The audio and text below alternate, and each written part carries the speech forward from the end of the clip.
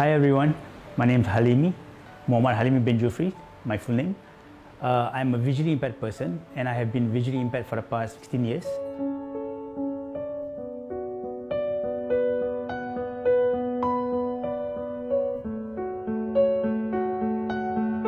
I lost my sight actually after I went for a brain tumor removal operation because it was causing my major migraine. And before this, actually I was flying for Singapore Airlines as a cabin crew and I flew for them for a good 10 years.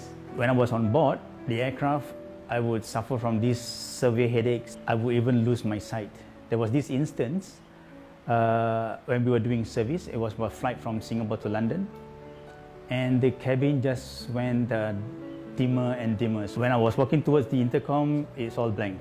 And these headaches went on and on until my mom asked me one morning, she said, she woke me up and she wanted me to go to the hospital. I went to the Tan Tock Seng hospital and they found out that there was a growth on the right side of my brain.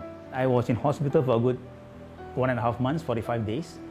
But then I was still sighted just like any one of y'all. However, it was on the day I was supposed to be discharged from hospital. It was when my late mom was pushing me on the wheelchair and into the lift. Once the lift door closed, lights went off. I'd be lying to all of you if I were to say that I wasn't shocked. I was indeed very, very shocked. And if anybody would ask me where do I get my strength from, I had to do it for my late mom and my late dad.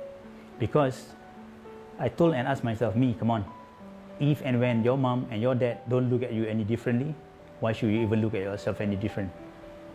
So with that in mind, I just picked myself up. I was out of my house all over again within a week. Why I said what happened to me when I lost my sight is not a negative thing. Because if I didn't lose my sight, I wouldn't have met my wife. And if I didn't meet my wife, we wouldn't have gotten married. And if we didn't get married, we wouldn't have ended up with my 10-year-old daughter right now.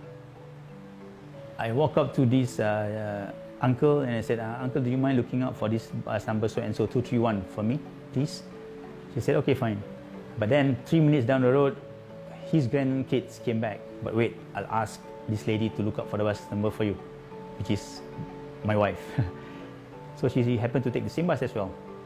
So we went up the same bus together, sat together, chat a little bit, exchanged phone numbers, email addresses and Facebook accounts. Well, over a year later, after a few dates, we were both married. She is nothing but a bundle of joy. After I got married with my wife in year 2010, right?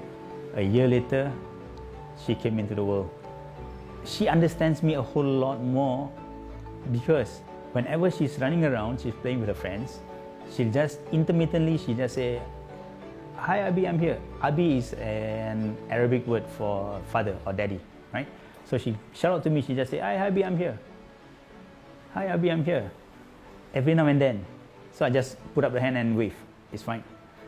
And whenever she's with the mother, my wife, she doesn't do that at all. Because she knows, she understands that her mom can see, but I can't see. I just need to know that she's within the playground area. And whenever I walk around with her, she will just guide me and then tell me, I will look out, there's a dustbin on your left, and there's a lamppost or whatever have you. There's an up steps, down steps, coming up is a slope, up slope, down. So she will narrate to me. I don't know where she learned it from. And even when she was in school, her friends were to ask her, what is that stick that your father is carrying? She explained to them, no, that's not called a stick, that is called a white cane. Well, there's not much challenges. It's just my father can't see. I respect that. But having a problem like when we're in a new area, I don't know it and my dad doesn't know it, I just try to take pictures in my mind and just guide him. There's not much problems in it anyways, because if I can understand it, he'll understand it and there's gonna be no problems or challenges. I'm very grateful for he takes the time to teach me, takes the time to prepare my food.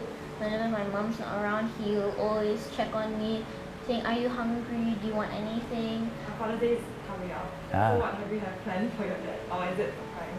It's a surprise. It's a surprise. Okay. Anyway, she is a surprise for me every day.